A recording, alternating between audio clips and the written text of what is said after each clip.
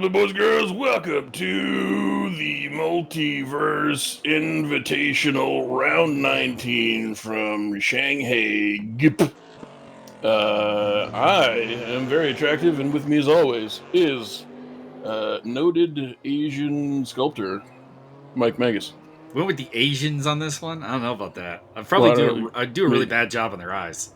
Well, it's kind of a two-way. See, I'll explain the joke. Either you're an Asian person that is a sculptor, or you sculpt only Asians. So either this is a comment on my racial makeup or my racial predilections. Hey, and you draw whatever conclusions you want.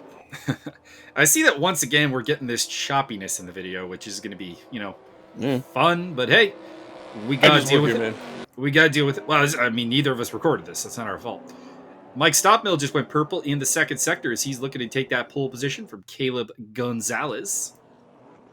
And this is the Shanghai GP layout track for round 5 of the Invitational Multiclass race, which means we got GT4s and Daytona Prototypes. The Prototypes are way faster and are pictured in the blue, and the GTs are in the orange. And there are not many GTs today. I am one of them and in last place. You should push that gas pedal harder. This track and me, it's not a good mix. Y'all don't like that Shanghai? I do not care for the Shanghai track. I don't think anyone really does, to be honest. But it is a longer track that accommodates multi-class racing really easily, so it's something you got to make use of in this game and make things happen. It's got a massively long straightaway that should be interesting, and this like really spaghetti style first turn that will overcook so many people's tires. I'm down. So it will be Caleb Gonzalez who leads the way in the orange and black car. The blue car beside him is Mike Stopmill, reminding you to visit Florida, just not right now. Not physically. not physically and not right now. Mentally, in your mind, visit Florida. All right, here we go. 6 GTs and 10 prototypes taking on Shanghai GP, and here we go. And 2 turntables and a microphone. Oh, I mean, probably. It will be Gonzalez who has the lead at the start. Stopmill in second place, followed by Dan Bach. Then it is Martin Edmonds in fourth place, and Max Simmons in fifth. Following that, we've got Sean Kinney, Marcelo Giordano, Wayne Hutchison, John Barker, Mauricio Delgado. That is your prototype field. And in the GT field, it is Zifo Duran. Tuxedo Duran is back again. Liam Curtin. Michael Magus up to third place off the start. Oh, whoa. Somebody spun around. That is Dan Bach. You're not supposed to be parked that way, sir. Dan Bach with some problems. Anyways, rounding off the GT field, it is Javier Perez Torres, Sergio Mengual, and James Butler. Butler should eat up some of the other GT4s on that long straightaway. That Porsche that he is driving is a very powerful car, so it should come into its own in that section of the track. On board with Wayne Taylor Racing's Dan Bach, who is in 7th place behind Marcelo Giordano, who is in the exact same car as him. The Wayne Taylor Racing liveries are very, very popular with our group. What do you think of them, Byron? What do you think of the orange and the black? I believe that they obviously copied my idea for a hamburger chain. I was going to call it A&W, and it was going to be all orange and black. A&W is actually... I learned that A&W actually originated in BC, so there you go. There you go. Onion rings! Their onion rings are delicious. Correct. A little bit inconsistent, but delicious. Well, that's just because you people in Ontario don't know what you're doing. I mean, that could entirely be correct. It's kind of like the shawarma place down the street from me that is conveniently located, makes delicious food, but it's like the most inconsistent shawarma ever. As Dan Bach overtakes Giordano. Yeah, today we just ran out of paprika. We don't know. That's pretty much it. It's like I'll go in there one day and I'll be like, "This is great. This is amazing. This is delicious. I'm coming back. Well, not tomorrow, but next time I'm out." And then I'll come out next time and I'll be walking home and I'll be like, this is terrible. What the hell happened? Just go in when Cousin Guido's working. Yeah. So I go further down the street to the other shawarma place that isn't as good at the high end, but it's like always the same product. Like it's yeah. I know what I'm paying for. All right, Max Simmons in 4th place. Here's the question, Byron. This is a mandatory pit stop race. How long is Max Simmons going to go over everybody else because of his refusal to pit on a, like, anything but a long run? At least 10 minutes. So we're looking at Martin Edmonds versus Max Simmons here. I'm going to make a bold prediction. And I know someone's going to say, but you were in this race, but I wasn't paying attention to the prototypes we were racing. Bold statements only on this commentary. I have no idea what actually happens with the prototypes. But I'm going to just suggest that Martin Edmonds will be the first prototype to pit, because he's going to flat spot a tire probably. And Max Simmons is going to be the last prototype to pit, because he is Max Simmons. I don't have another reason for his constant long run strategies. I've more than once opened up the floor to discussion. Max, tell me what you're thinking on these strategies, and I'll stop making fun of them. But if you don't, I'm going to keep making fun of them. James Butler taking 3rd place away from Javier Perez Torres, who had some definite problems there. Michael Magus in 4th place. So it looks like Duran and Curtin are kind of running away in front of the GT field. And Butler, Magus, and Perez Torres are battling over 3rd with Sergio Mengual quite a way back there in 6th place. This is the long-ass straightaway I was talking about that ends in a very tight hairpin. Magus looking down the inside. Of course, the camera pulls away. No offense to Mike Stockmill. We like having you on camera, but you're not doing anything at the moment. Mike, you're boring, and if you don't drive faster, I mean, we're just gonna have to kick you out of this league. I mean, he's in 2nd place. I don't think we can make that threat. Honestly, I'm gonna say this. I don't want Mike Stockmill to drive any faster. Why? Because then he's just on his own the whole time. It actually is boring.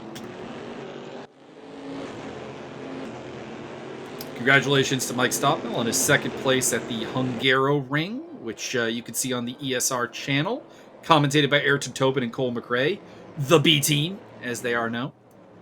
Although I must say, Cole is doing a fantastic job with the ACC series. He's putting like way more effort into this than I am, so credit to him. And everybody should like his commentary and try to make him into a big star. I disagree. I think he's atrocious, and I heard he once kicked a baby. I mean, I've not heard that rumor, but and those are his good qualities. Might be true.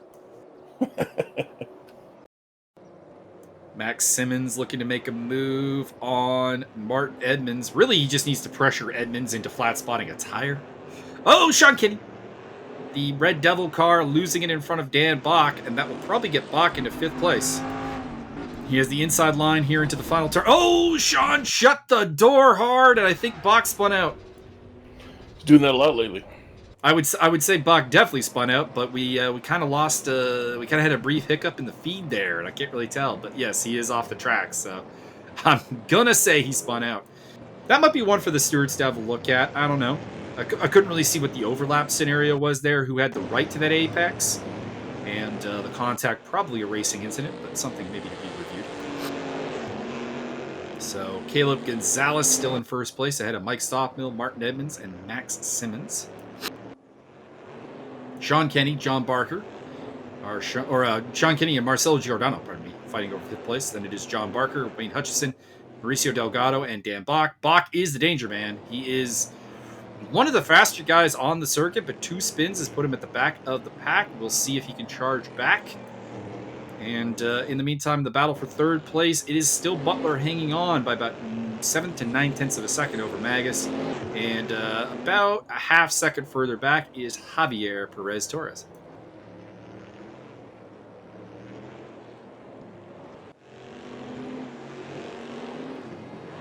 See if there's any interesting sponsors on this track, but I'm not really seeing anything. SD Suspensions, that's pretty typical of Race Rooms games. Sector 3, of course, the creators of the game have their own sponsorship in the game. You don't have any real noodle people? You know, real noodle people. That would make more sense. I mean, I don't really know how the sponsorships in this game really work. Like, for example, Sector 3 really doesn't have to advertise for themselves in a game that they themselves make. But might as well have something up. Yeah, I guess if you got nothing better. Oh, there's some Asian sponsorship there. Oh, I think that's just the name of the circuit, actually. Brought to you by the Wuhan Clan. The Wuhan Clan. Ain't nothing to fuck with. Here is Michael Magus for the MRS Besa Racing Team. Besa Group Racing Team. Currently in 4th place. Qualified dead last. Looking to try to match up with James Boutelier. Marcelo Giordano getting real wide with that back end. Really rotating the car into the corners there. I agree. This camera was not even really finding the guy it was supposed to be looking at. That was interesting. Back to Magus, who continues his battle with James Butler. And behind them in the blue car will be Javier Perez Torres.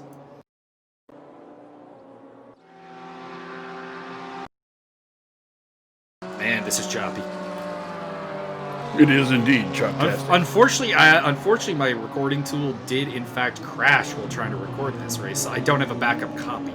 So this is the only video we have to work with.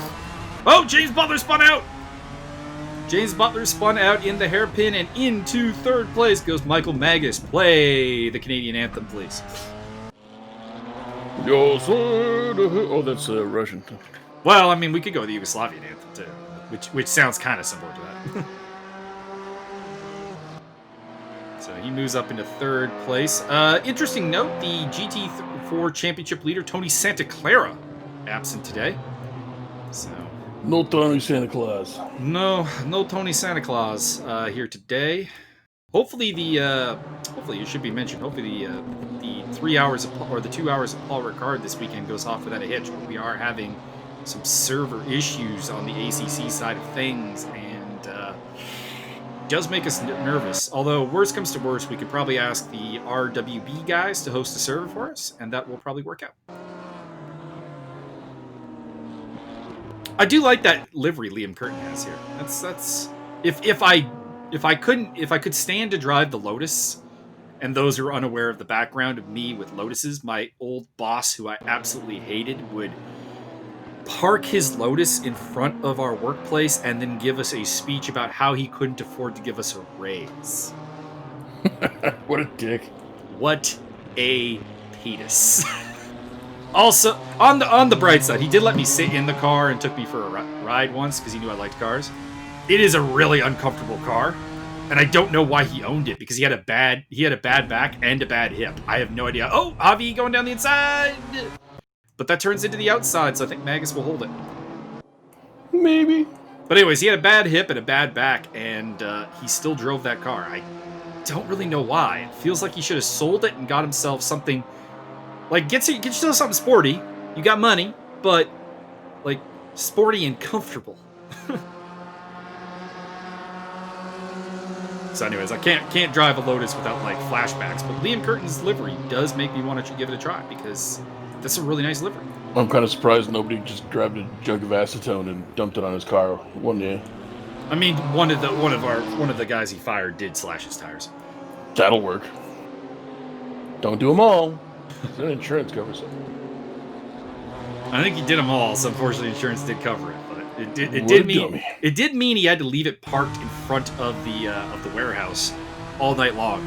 And the chances of it getting broken into was probably weighing heavily on his mind. Everybody's got a bad boss. It's just unfortunate that my bad boss has ruined an entire car brand for me. I think that's Caleb Gonzalez working his way through the GT field there. He is the leader. Yep, I can confirm, because there is Mike Stockmillan behind him. So they are working their way through the blue flags at the moment. So you're saying when I win that lottery, I should definitely buy you a pink Lotus? I mean, it's your call. I'm not going to tell you what to do with your money, but it's pink Lotus with 2 spoilers on it. I don't even care about the pink part, to be honest. Like, it's just that it's a Lotus. It's a shame because like everything about the Lotus, otherwise, I should like. It's for what it is. It's a very affordable car, and it did really well in that one season of Bull Run until its two drivers decided to get stupid. I thought you had to be stupid just to participate. I don't think it was a requirement. They wanted some stupid people, but they also wanted some smart people on Bull Run. They did this whole thing where, okay, so in Bull Run in Season 1, you could challenge somebody. If you were one of the two slowest cars, you had to defend your spot in the rally. And the bright side was if you won, you swapped times with somebody, so your chance to kind of move up the standings, as it were. So they intentionally did what they called poison arrow strategy, where they stopped, they got drinks, they got souvenirs, one bought a giant floppy cowboy hat, and they just went for a terrible time, and then challenged the one of the teams to the time swap, and then won, and then they still got eliminated that episode because they went so slow in the second half of the race. What a bunch of dummies. That season was, of course, won by a father-daughter team driving a Trans Am of all things. Go figure. Did anybody ever win with like a lifted Volkswagen Beetle? There was a Beetle in it, but it didn't last very long. Two brothers did run a Volkswagen microbus, and actually did pretty well. Although, like for the second half of the season, they were just like, we are actually poisoning ourselves at this point because the exhaust is leaking into the cab at this point. So probably not advisable to take a microbus on a rally across America. And there was, of course, the dude who sounded exactly like Chris Fitch that was driving a Mustang. It was hilarious. Voice higher than giraffe balls. Well, pretty much. There was this bit where I swear it was him talking. Like, it hit me in like episode 2 when they were talking about if we end up at Spokane, I'm gonna be pissed. I'm just like, that is Chris. That is absolutely Chris. Actually, kind of looked like him too. So we just got we got the leaders working their way through the GT field here. Zifo Duran is now down a lap, so all the GT cars down a lap at this point. Javier Perez Torres still on the tail of Michael Magus. Seems like he's the faster driver. He's pacing him really easily, but he can't find his way through. As one of the Wayne Taylor cars goes zipping through. I'm going to guess that's Dan Bach, just by the gaps. But I could be wrong. Could be Marcelo Giordano. Was this about Marcelo Garcia? Giordano, not Garcia. Let's see. It is a Wayne Taylor car trailing a... No, it's Wayne Hutchison, pardon me. I was completely wrong.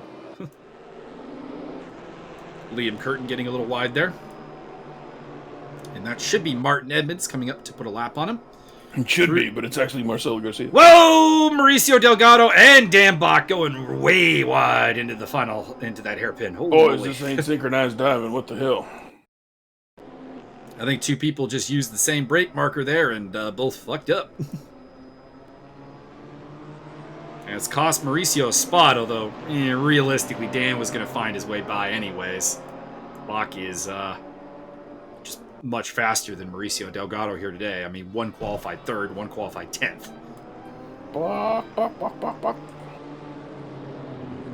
And Mauricio is having a hard time getting through this traffic, which is a little troubling. That prototype should be much faster than the GTs. As he's looking to get around Michael Magus there, who now has a little bit of breathing space back to Javier Perez Torres and James Butler. And then? And then it's Sergio Mengual. And then? That's last place, so there is no and then.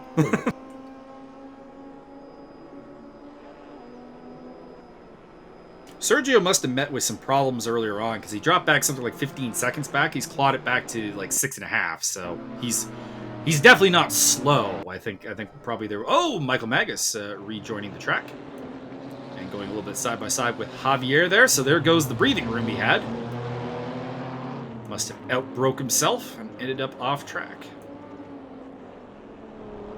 Meantime, it is still Caleb Gonzalez leading the way from Mike Stockmill, followed by Martin Evans, Max Simmons, Sean Kinney, Marcelo Giordano, John Barker, Wayne Hutchison, Dan Bach, Mauricio Delgado, your prototype standings. Not really a lot of action going on right now. Things have kind of settled, so we're kind of waiting for that pit stop section to open up, which we're in that window now. I expect to see some pit stops in about 12 minutes from now, and that might cause business to pick up. My Discord is exploding with messages. Mine is not. It is not making any noise. It's not making any noise because I have it muted. I'm just looking at my taskbar. It's like, you have 9 messages plus. Oh boy, somebody wants my attention. Ding. You know what? I've come up with a new mechanic that will make these races a lot more interesting. Is it your push to pass? No. The surprise mandatory pit stop. It may occur at any point in the race, and you have to take a pit stop. You only have 2 laps to do it. If only we could do that. But there is no way to actually make that happen. Not with that attitude. You could do it in ACC because you could give someone a stop-go penalty, just randomly. Be like, go. No, it's for the whole field. For the whole field. Well, you can do it to the whole field. Oh, James Butler gets turned around by Mike Magus. Or he lost it himself in front of Magus. I'm not sure which. We need to replay. I'm pretty sure which. I'm pretty sure that Mike Magus kid's a dirty bitch and put him in the wall. I mean, I have to defend myself. He did, in fact, spin out on his own. I just collected him. There will be something that I might get a penalty for later on. I'm not here to say that I'm a 100% clean driver. It's just that wasn't it. So that puts Javier Perez-Torres up into 3rd place. Magus back to 4th place. Butler must have gotten past both of them at some point, which is interesting.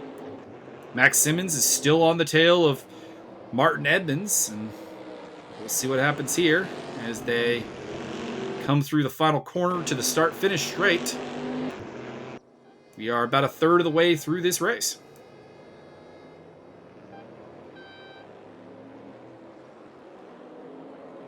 I can confirm that the messages are coming from one Sean Kinney. I apologize, Sean. I will get to you once we're done the commentary.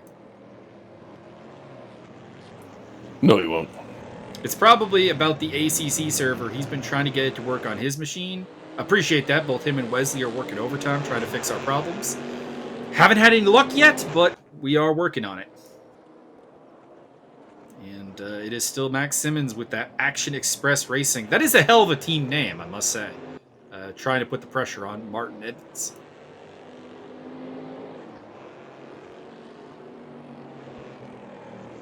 I'm not sure I love that car. I don't know, red and white just seems to be an overdone livery in racing, to be honest. I think everything should be only red. I was talking about this with Justin Swan the other day, the Sainted Placebo gentleman on our Discord. And we were talking about how there are just some colors that are just overused in racing, and red and blue and white are certainly amongst them. Need more green, need more orange, need more yellow. Come on, livery designers, get on it. Heck, even like a nice royal purple, that would look nice on the car. I demand everything to be painted via paintball gun at 50 feet. That would be interesting. There are a couple liveries, I swear, probably were done by paintball gun, let's be honest.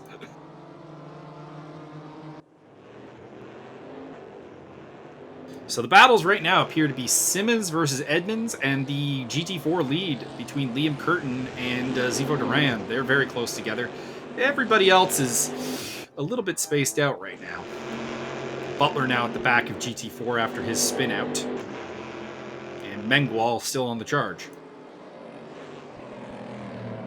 I guess Magus and Perez-Torres are quite close together, so that's also a battle to look at. Mike Stockmill is your first man into the pits, so I was wrong that it would be Martin Edmonds. It is Mike Stockmill. Trying to go for the strategy of getting fresh tires and trying to make up ground on Caleb Gonzalez and going for the undercut. That's a play for track position. Those who are unfamiliar, of course, with the strategies of pit stops is pitting this early is going to give him fresh tires right now that he needs to go fast, rapidly, so that when Caleb does come into the pits, he comes out behind Mike Stockmill because Caleb will have the faster tires at the end of the race because they will be fresher.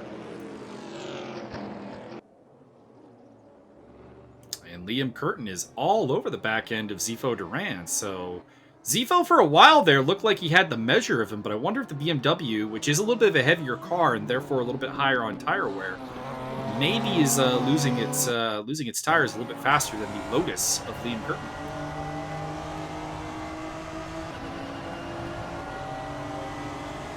You can see there that Liam's fastest lap is a 2-minute 15.522. And I don't know offhand what Zifo Duran's is, so 7.5 comparison. Probably not. It's not 8 seconds a lap faster.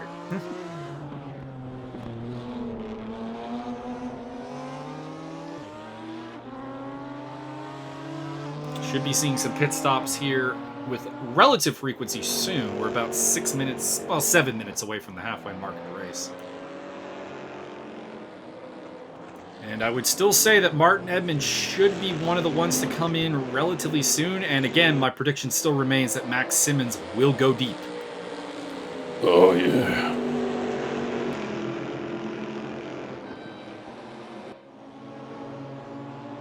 If I was Liam Curtin, I might think about an early pit stop, see if I can get in. Mauricio Delgado's been in, so 2 pit stops have been handled. Liam Curtin might want to pit just to try to go for that undercut against Zifo. But the other side is if his tires are going better, then he probably has enough to go an extra lap and overtake him that way as well, which might be the safer bet. Michael Magus still on the tail of Javier Perez Torres. Not really much to talk about here. These two are in the same car.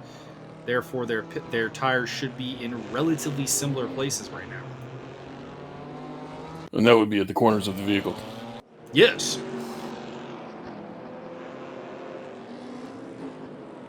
The prototypes generally are the earlier pitters of these two because they do wear their tires out faster than the GT class vehicles.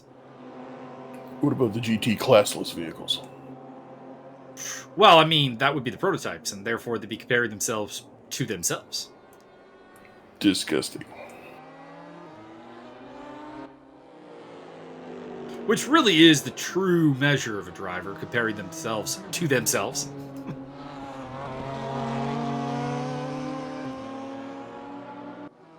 I compared some stuff to a thing once.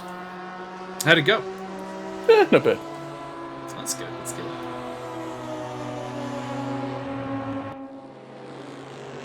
Alright, looks like Sergio Mengual has gotten himself in the mix here. Stop Mill, I think, is in a fight with Edmonds and with Simmons. I believe that is him right there. Either that or that could be Mauricio Delgado being down a lap. I guess that's also possible because it looks like Stop Mill is actually still behind them. So it does appear that is just Mauricio Delgado falling down a lap as opposed to a battle for position. There are, of course, multiple Visit Florida cars in the field today. All of them named Julio. None of them named Julio. One is Mauricio, one is Michael. If that indeed is your real name. Well, if it indeed is Mike Stoppmill's real name. Actually, his real name is Julio. Really? It is now. It's a bit of a weird choice for a Dutch person to name Julio Stoppmill.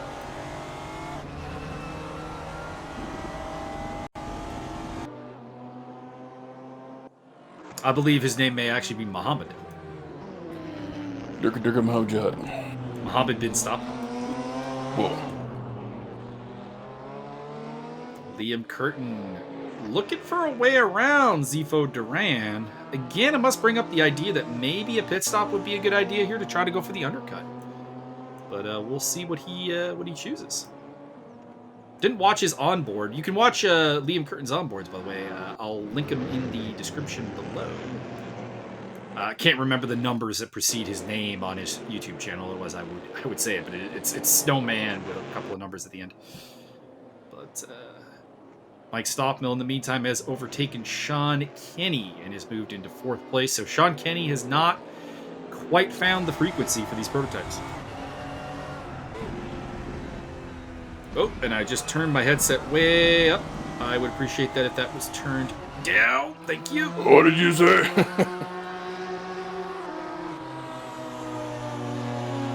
Went to itch my scalp and I hit the headphone volume knob by mistake. I just like, oh god, it's very loud. And that, sir, is why you don't buy those kind of shenanigans. No, I'm pretty happy with this wireless headset, actually. Other than all the times it runs out of battery. No, it doesn't run out of battery. This one doesn't run out of battery. The one I had before. Oh, okay. This one's pretty good, actually. It's got about I mean, it's not gonna last forever, but like you just plug it in at night and you're good to go in the morning. Sorry guys, I can't play video games today. I didn't plug in my earbuds. We'll have backup headphones.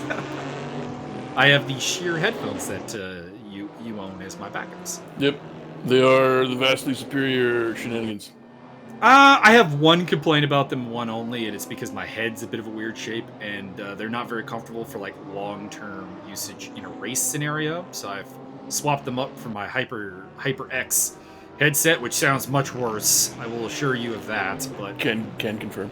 But I mean, I own it. It's not broken, and I'm not likely to be able to get anyone to pay me money for it, so I might as well use it. Makes sense. So I'm using that on the racing grid now, and the shears have been dropped to backup headphones for everything but my cell phone, because the cell phone with the case on will not accept the sheer headphones as a plug-in. Sounds like that's a bad product, and the sheer headphones are superior in all ways. Oh, dude, I would love to use the sheer headphones over the Sennheisers I plug into them. The Sennheisers are fine, by the way, but the shears are better than the Sennheisers. Sure enough.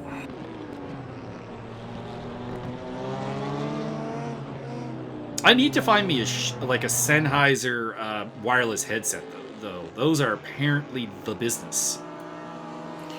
Very much could be. So it is now Sergio Mengual who's on the tail of Michael Magus for third place. Javier has dropped back 3 seconds behind this fight. Not sure what happened to him, but he is no longer in this fight particularly. We have now got Mauricio Delgado joined by Dan Bach in the having pitted, and Caleb Gonzalez is in the pits and has come out way behind Mike Stockmill. What a victory for the Dutchman! I mean, it's the race is not over by any means, but he has won the pit stop fight for sure. Well, they're allowed to do that? Can they use knives? They can use impact guns to shoot each other with. Nice. I mean, to divulge into an auto shop story from high school, I did have a individual that we dubbed Safety Hazard X. Although I'm going to hold for Sergio and Mike Magus going side by side through the first corner, and Sergio spins out. That's the one I might get a penalty for the record. Go to jail. I believe Sergio said he was not going to report me for that, but we'll see. The stewarding report hasn't come out yet. Right to jail. Mike Stockmill now battling with Max Simmons for the lead of the race. Simmons, of course, is not pitted and would probably be better off just letting him through. And it does look like he may be giving this up reasonably easily. And yep, there's the overtake. We did have an individual who we dubbed Safety Hazard X in Auto Shop, because every auto repair tool in existence becomes a lethal weapon in the hands of this individual. And at one point, somehow, without really knowing how, he used an impact gun to shoot a screwdriver halfway across the auto shop and into the windshield of a car. That sounds awesome. He's an idiot. Not your car. He's an idiot. Let's put it this way: I grouped with him and another kid named Lopez, who was not Mexican, oddly enough. At the end of the day, Safety Hazard X and Lopez had run out of the classroom. Mr. Somerset is like, "Do you have lunch right now?" He's like, "Yes." I'm like, "All right, let's take a look at the car you guys have been fixing, and we'll grade it up, and you guys can start on something new tomorrow." He walks over to the left front wheel. He's like, "I assume that this is your work?" And I'm like, "Yes, sir, that is my work." And he's like, Good. You're wondering how I knew. Well, everything is done. Oh, Sean Kenny is inside one of the wing Taylor cars. That's interesting. Anyways, the teacher is like, "I know it's your work because everything is done mostly correctly. You made a slight mistake here, but this is ready to go back on the road." Walks over to the right front wheel. He's like, "I assume that this is Mr. Lopez's work." And I'm like, yes, sir, it is. He's like, I'm like, how do you know? He's like, well, nothing's really done here. It's just exactly how I gave it to you. And then he walks over to the left rear. And he's like, I assume this is Safety Hazard X's work. He did actually refer to him as Safety Hazard X. And I asked him, like, how do you know, sir? He's like, it's hanging off the car. Yeah. That's a good indicator. There was on the chalkboard at the front of the room, there was a list of tools that Safety Hazard X is not allowed to touch. And it kept getting longer throughout the course of the semester. You now have to build an entire car with a nail file. I was talking with the teacher one day about how to use one of the part catalogs that we had. He's like explaining it. We just heard like something smash onto the ground. We looked over at the dune buggy thing that the class was working on, and noticed that the left suspension had basically just fallen out, and we saw Safety Hazard X standing there with a grinder. And he just walks over he doesn't even say anything. He just walks over to the chalkboard and writes grinder under tool Safety Hazard X is not allowed to use.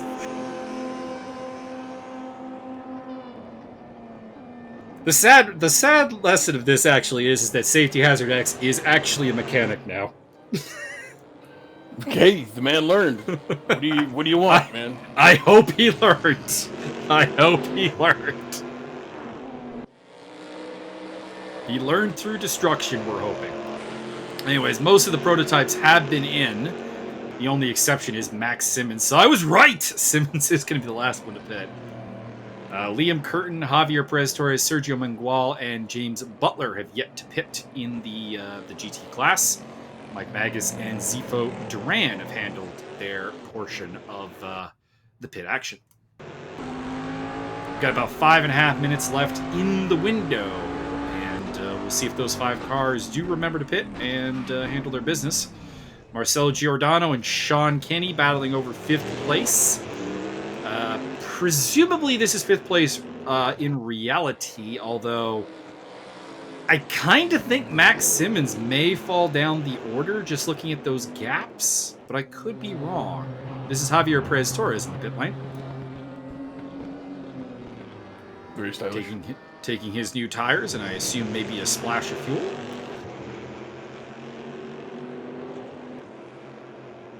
So, quick rundown of the prototype category. Mike Stockmill's in 1st place. Max Simmons is in 2nd, although yet to pit.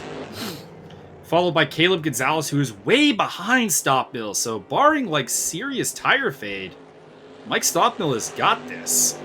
Martin Edmonds is in 4th, ahead of Marcelo Giordano, Sean Kinney, who is on screen right now, John Barker, Dan Bach, Wayne Hutchison, Mauricio Delgado. In the GT class, it is Liam Curtin, who is in the pits right now, so he may lose that lead. Sergio Mengual is in 2nd place, followed by James Butler, Zifo Duran, Mike Magus, and Javier Perez-Torres. I'll be surprised if Curtin can get out in the lead. Now, there we are. Mengual will, for at least the time being, take the lead.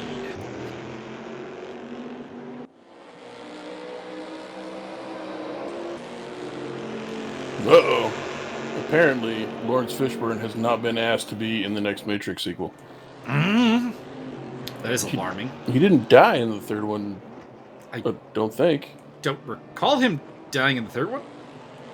Maybe. It's been a really long time since I watched that movie. Yeah, it's been a bit. I don't remember at all.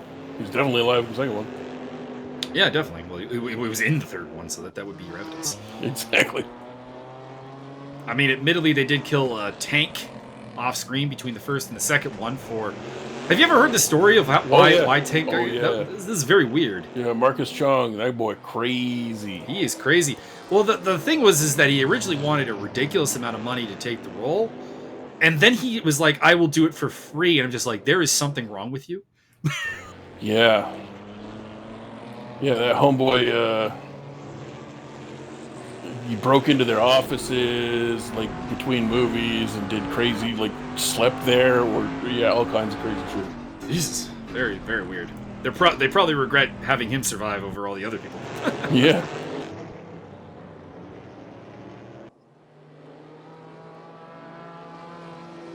They're like, why couldn't we have just let Mouse live? I mean, that actor would probably have done, work for food. Yeah. Probably could have used that food. Probably. Javier lets Sean Kenny and Marcelo Giordano through on the straightaway. Not that you have a choice. I mean, the pace difference between the prototypes and the GTs on that straightaway is massive. Oh, Giordano might have clipped the front end of Sean Kenny and spins around. Kenny will take 5th place, but that might have been a little bit of dirty pool. The best kind. We will see if anything comes out of the stewarding report on that one. Max Simmons is still yet to pit, and we are running out of time. Actually, I believe they have like 6 minutes left. I think the pit window will close at 15 minutes remaining in the race. So there's time, but all the GTs have now been in except for Sergio Mengual. Liam Curtin is not going to jump Zifo Duran through the pit stops, by the looks of it. As we pick up Marcelo Giordano and Sean Kinney coming up to Michael Magus to put a lap on the currently 4th place GT4 car.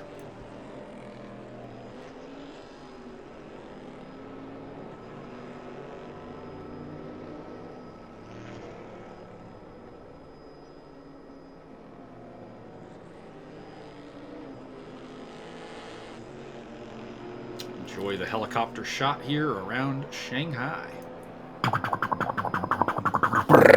Oh, sorry, that played too much Wildlands. I mean, I'm fine with it. Drive faster! Wah! Wah, wah, wah. If you drive too slow, you get the Gatlin. Yep.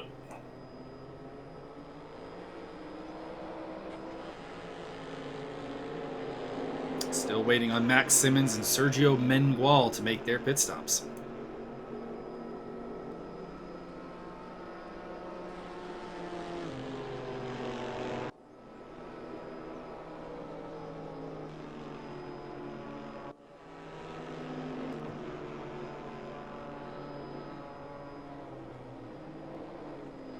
Oh, Mengual is in the pits, I think. Either that or he's flying backwards for other reasons. I imagine that's a pit stop, though. Simmons, watch. That boy still got pits. That boy still does have to pit. He is 11 seconds ahead of Caleb Gonzalez. So Gonzalez will for sure overtake him when he comes into the pits. But Edmonds is a bit of a different story. So that'll be interesting to see how that plays out.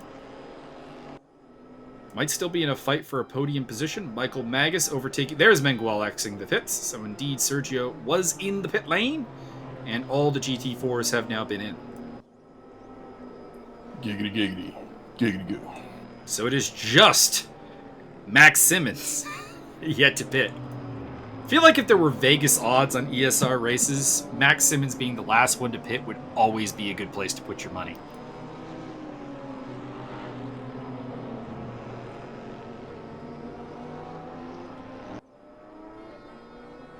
Speaking of Vegas odds, I would like to take this opportunity to thank Marlon Vera for cashing in a big win over Sean O'Malley and making me a fair bit of scratch. At least 52 cents. More than that. Significantly more than that. 55.5 cents. $575. That'll work. For a relatively small bid. I only bet like $70 on him. Good job, Cheese Toes. But if you got in early with the betting, Sean O'Malley was a massive favorite, and therefore Cheeto Vera was a massive underdog, and it was quite easy to make some cash. Just talking about matchmaking real quick, though, I have no idea why they made that fight. Not because I thought Sean O'Malley would lose to Cheeto. I did pick O'Malley to win, for the record. So, I was covered on both sides. Either I was winning money or I was winning bragging rights. But Cheeto Vera coming off of a loss, really difficult fighter to beat, unranked. That seemed like a really bad idea to put Sean O'Malley in there against him. Like that's just the type of fight that you avoid with the prospect you're trying to build. Because it's the type of fight that you're not going to get your just due if you beat him, and you're not going to get any real benefit of the doubt if you lose. Especially if you explode your foot and ankle on a checked kick. Yeah, that is very problematic because, of course, Andrei Sukupta also fucked up Sean O'Malley's leg in their fight. The only problem was that Sukupta was like on autopilot by that point in the third round, having been almost knocked out in each of the first 2 rounds, and started to take him down. And O'Malley was like, "Just, I am happy to be on my back right now. I am good with this."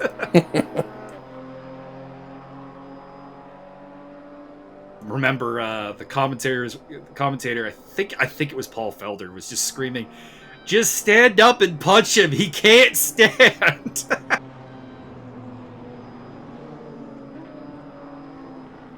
That was the famous Sean O'Malley giving a interview with Joe Rogan in the middle of the ring, well on his back, and the doctor looking at his leg. "I love you, Joe Rogan." So yeah, that was bad matchmaking by the UFC. That's all honestly, they do. Outside of Conor McGregor, you're not wrong. Like, Conor McGregor was the only real example of like taking a fighter from semi-raw prospect, although Conor was a fairly finished product when he got to the UFC, but still relatively unknown, we'll put it that way, and letting him build momentum all the way to the title without ever actually having a bad stylistic matchup or a fight that was unduly dangerous. Yep. All they do is they take their guys that could be something and throw them up against somebody who might also be something much later on, and then they lose. Yeah. And that's not saying that Conor didn't beat any good fighters, for the record. They were good fighters. It's just they were good stylistic matchups for him to get the win. Marcelo Giordano putting a lap on Mauricio Delgado there. Doesn't hurt that he had a number of late replacements. That too. That did occur a fair bit. But like up until the Chad Mendes fight, there wasn't really a bad matchup for him. And then the Mendes fight, of course, was like, super late notice and Mendes gassed.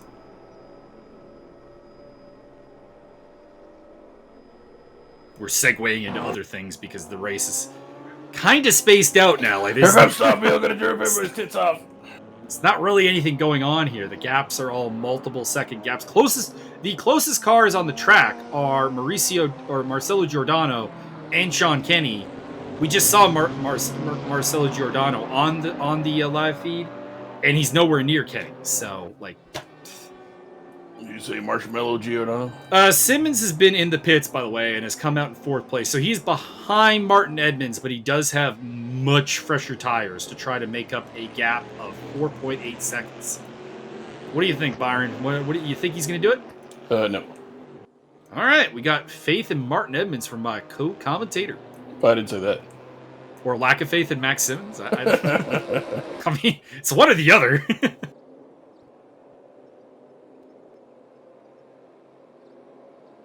You're either giving Martin a compliment or insulting Max. I mean, take your pick. Can I just do both? Well, you can do both. Let's see, they're both terrible, and I could easily beat them in a tricycle race. Maybe. We should have done that when Martin was over at your place. Yeah, well, it's easy. I just pick up the tricycle and run. That's true. In fairness, Martin's a pretty big dude. He could probably also pick up the tricycle and just run. But my legs is longer. That's true. You are...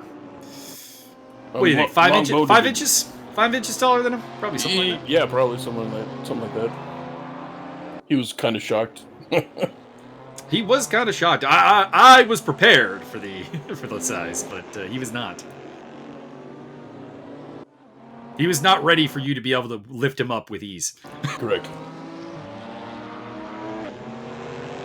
Because those who are unaware, Martin's a pretty big dude, actually. I was a little bit surprised he was bigger than me. I was expecting smaller, but actually, you were like the only person whose size didn't surprise me on the trip, because I thought I was bigger than Sean and Martin, and then found out I was actually smaller than both.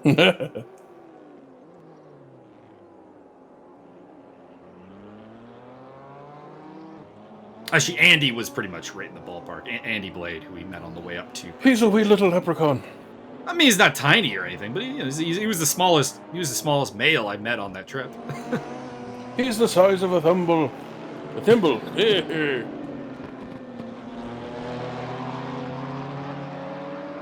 James Butler on the tail of Javier Perez Torres. This is a battle for 5th place and second to last in the race, but nonetheless very important. Keep in mind, with only 6 GT4 drivers here, that's a lot of points. So the GT4 drivers who are not here today are losing out on a massive opportunity cost of points in this series. So there is definitely some things going on that that could have massive implications in that championship, especially with Tony Santa Clara, the championship leader, missing in action. And no Joaquin Juanurena, who I think might have booked himself out, unfortunately. He was unstoppable when he was showing up, though. Perhaps he is walking on the moon. Maybe. Walking over to Venus, maybe? Walking on the sun. Maybe he is a phoenix-like creature? I'm walking on sunshine, whoa. Whoa! Sean Kenny in for a second pit stop. That is interesting. Wonder if he is... you know what it was? It was. I remember this, because he said this over the voice comms. At this point in the race, he felt like he was driving on 4 flat tires. Now, his HUD didn't claim that he had flats, but the only advice we could give him was he could try pitting, try changing the tires, and see what happens. So he did do that rather than continue on for 11 more minutes with, we'll put it this way, questionable tires. So up on the tail of Mike Magus is now Sergio Mengual. Mengual did pit much later than Magus, so this is the overcut coming into play where he has fresher tires to try to go for it as he's looking down the inside of Magus and does not find a way around quite yet. And they are letting the SunTrust car of Max, or no, that's Martin Evans burning through, and Max Simmons in the background. That's the other big overcut, of course, in play here is the Edmund-Simmons battle. So both the overcuts are on your screen right now, and the undercutting car is holding the lead so far on both of them. But we'll see what happens. On board with Sergio Mengual inside the Lotus. Is the Lotus right-hand drive? I didn't even know. The Lotus is middle-hand drive. No, that's the McLaren designed by Gordon Murray. That is center drive, actually. It's third leg drive. Now that would be the car that is the proper penis extension.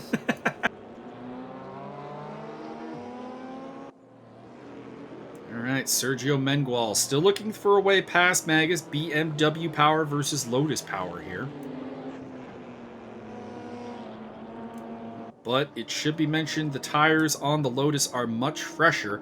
And it looks like, considering that both Lotuses were faster towards the end of their stint than the other cars, suggests the Lotus is perhaps even kinder on its tires than the other GT4 options present here today, although we have no KTMs and no newer Porsches to do a proper study on that matter. I think you should set them all on fire. What would that test? I don't know. Things and stuff. Everybody's attention span. I guess.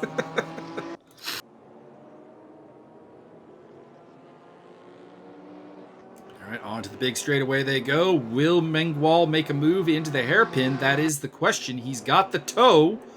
Javier Perez Torres and James Butler are not too far back either. They're coming on pretty strong here towards the end of the race.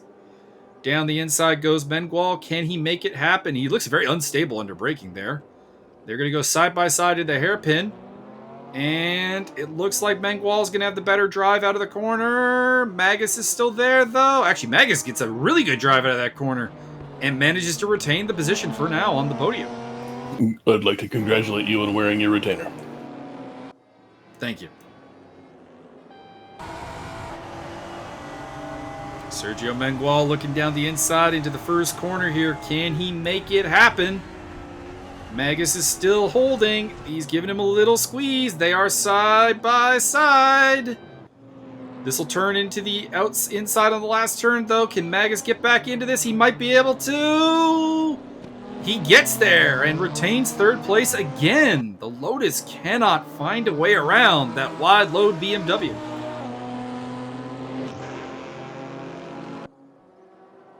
Magus continues to hang on to third, but I don't know if it's going to last for much longer. There's also a prototype coming through in a lap scenario. Dan Bach is now up on the tail of John Barker and is not...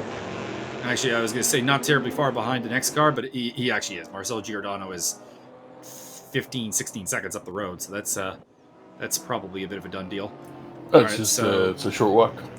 So the Wayne Taylor car has gotten past these two, so the blue flag has been taken care of without either guy getting much of an advantage by the looks of it. What about the Wayne Hutchison car? Wayne Hutchison's in 9th place and not really racing with anyone, unfortunately. Whoa, rude. Well, he's about 3.5 seconds behind Sean Kenny, but Sean does have the freshest tires of anybody, so I don't really think that that's going to turn into anything. Maybe. I'm the king of suspense and non-committal answers. Well, we'll see. I mean, that's like 90% of commentary is just being non-committal. Well, you see, Bill, here, well, we're going to definitely, maybe this guy might or might not pass this here, and we think he might be pushing the gas pedal, but also might just be using his velocity as a slingshot around the earth with centrifugal force. The other 10%, for the record, is to have a ridiculous accent, either the Italian Davide Valsecchi approach or the redneck approach in NASCAR. Well, shit, I could be doing either of those things if you wanted me to. I should at some point actually play some Davide Valsecchi for you. I think you would love his commentary. He's like the most... You can just listening to him commentate, you can picture him talking with his hands. I also talk with my hands, but that's because I'm using press to talk. I think the first time I heard him commentate, he was doing... Oh, hang on a second. Dan Bach is going for the move on John Barker, and a late committal move there gets the job done by the looks of it. 10 says he spins it. That is... he's hanging on, so I think that's 6th place for Dan Bach, who's had all kinds of trouble today, and Max Simmons is all over the back end of Martin Edmonds.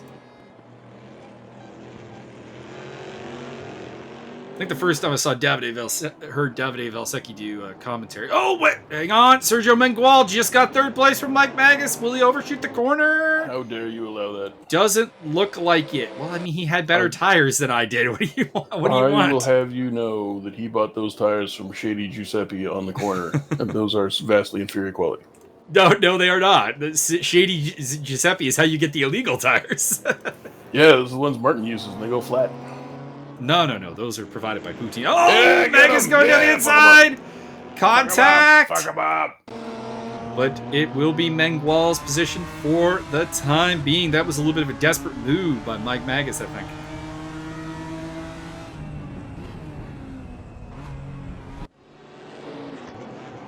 And if you want the live commentary on what I was thinking as I went for that move, you can check it out on my channel, Mio Nerd, where you can find all my onboards and enjoy them. Especially especially 2 onboards from now, which is going to be the 2 hours of Paul Ricard. That's going to be a good one because one, we may actually hear what Mika What sounds like because he never talks, but he is my partner. I'm going to try and get him to talk during the onboard. In the meantime, Liam Curtin has dropped quite a ways back of Zifo Duran. I wonder what happened there because Curtin was... I thought Curtin had really gotten the better of it, but he's 28 seconds back now. What has gone on here? Zifo Duran suddenly is dominating the GT race. Zifo Duran has a bigger lead on the GTs than Mike Stoppnell has on the prototypes.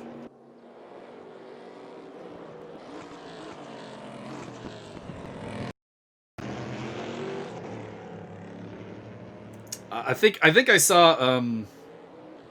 I don't remember his last name, but his name's Alex. He's an Englishman who does a lot of the Formula 2 commentary. And he had Davide Valsecchi, I think for the first time ever, as his co-commentary. He's like, joining me is former GP2 champion Davide Valsecchi. And Davide's like, ciao, Alex! And he goes on for like an hour without letting the other guy talk. And he's not really saying anything. He's just like, it's like, if I were to describe it, it's like an hour of Davide Valsecchi happy to be here. That's awesome. Easiest job in the world. Just give the guy a drink now and again, let him keep going.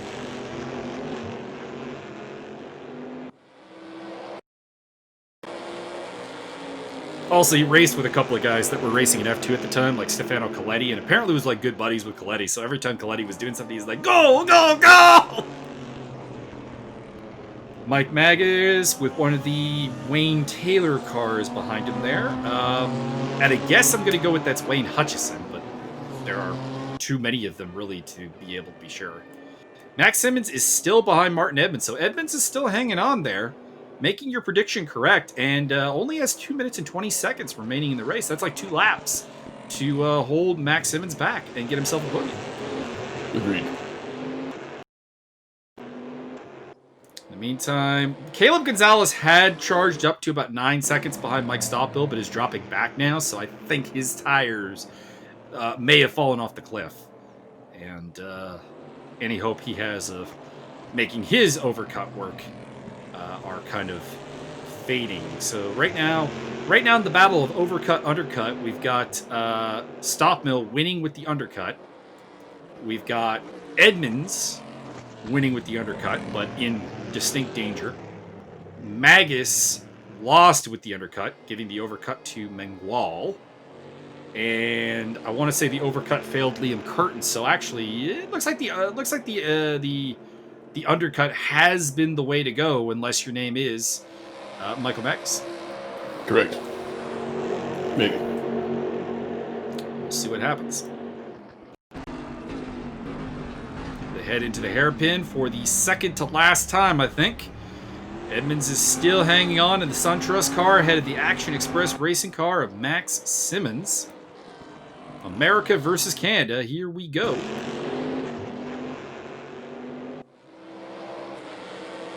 And indeed, we are in the final minute as they cross the line. So this will be the final lap for these two prototype drivers who are battling it out for a key podium position here in Shanghai.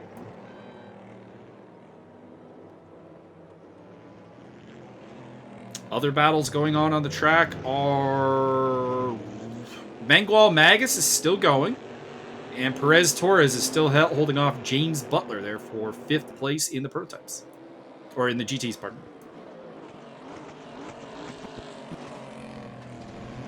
I do like the sound of these Daytona prototypes, I must say. It's a nice roaring engine they got.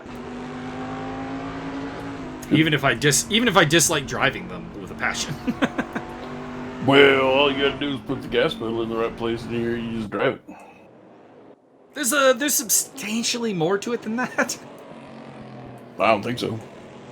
Also, I have hopefully fixed the squeaking sound in my my rig, so my next onboard will hopefully be squeak-free. Squeak. Because it was my my footrest that was squeaking a lot, and I have redone the footrest with a narrower piece of wood that will hopefully move less and in general be supported by the mountings it has. In other words, use more duct tape. There is no duct tape. All right, the race is officially not over, but next time across the finish line, we'll finish everybody's race. I don't know if that means Mike Stoffmill has won already, but I think he has. Oh, he must have, actually. We're at the hairpin. Yeah, okay. All right, Max Simmons, last chance here. Last corner. Can he get the job done? Nope. No, Edmonds closes the door. Oh my God. Martin Edmonds is going to take the podium. He almost went into that guardrail. It was pretty funny. Ahead of Max Simmons, there is James Butler, who came up short in his fight with Javier Perez Torres for 5th place. I was going to say, might come up short on gas. No, this is just the AI controlling him on the course. I see. He has, in fact, finished the race. Michael Magus did not fight back against Sergio Mengual. We see him on his cooldown lap. This is going to go on for a while because I'm going to let you in on this. Zifo Duran does a whole other lap, does a whole lap extra over all the other GT4s. Just to prove that he can. Just because of how the timing worked out. Here is Dan Bach coming across the line in 6th place. Feels like this race could have held a lot more for him. He looked like he was a podium contender. And there is John Barker in behind him.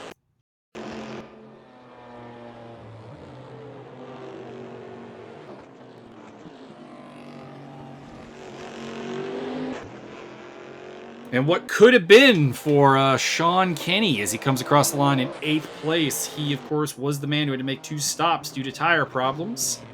There's Wayne Hutchison coming up on Zifo Duran, the GT4 leader, coming across the line. He's already won at this point, but just reinforcing it with that finish. And I'm not sure if we're waiting for anybody else. Might be waiting for Mauricio Delgado. Oh, no, there we go. All right, Mike Stopbill is your race winner. Also at the fastest lap by a little bit over a tenth of a second over Caleb Gonzalez. Gonzalez in 2nd place, Edmonds 3rd, Simmons 4th, 5th for Marcel Giordano, Dan Bach 6th, John Barker, Sean Kenny, Wayne Hutchison, Mauricio Delgado, and then in the GT4 category, Zifo Duran, Liam Curtin, Sergio Mengual, Michael Magus, Javier Perez-Torres, and James Butler. Lies, all of it lies. I will give a quick rundown of the standings heading into the stewarding review period. And Byron, if you have anything else you would like to add, please do. Don't do all of the drugs, kids. Just like 95%. Yeah. Just the cocaine. Well, I was going to say maybe not the cocaine, but other than that. All right, so we're looking at the scoring here right now for the prototypes in the championship. Caleb Gonzalez leads the title by 344 to 295 for Mike Stopmill, 283 for Martin Edmonds, 279 for Richard DeRoche, who sadly was about 2 minutes late for the start of this race and didn't get to compete. Max Simmons on 266 rounds off the top 5, and then in the GT4 category, our new championship leader, with Tony Santa Clara tumbling to 4th place as a result of not showing up today, is Liam Curtin. 2nd place for Zifo Duran. Mike Magus is currently in 3rd place ahead of Tony Santa Clara and Sergio Mengual. And that is where we're at right now. The next event will be in 5 minutes. Well, in 3 days, Saturday, August 22nd at the Red Bull Ring, and this will be a 2-race affair, so another one of those short ones, and the season will finish up on September 5th at the Daytona Endurance Round. This, I believe, is the first official round ESR has had at Daytona. By the way, a new addition to Race Room includes the Motorland Racing Kingdom in Aragorn, Spain. So son of Arathorn, Spain? Son of Arathorn. Son of Arathorn. Anyways, here we go to the next round. And yeah, I don't think I have anything else to add. So with that, enjoy the racing, everybody. And we'll see you when we do commentary at Red Bull Ring.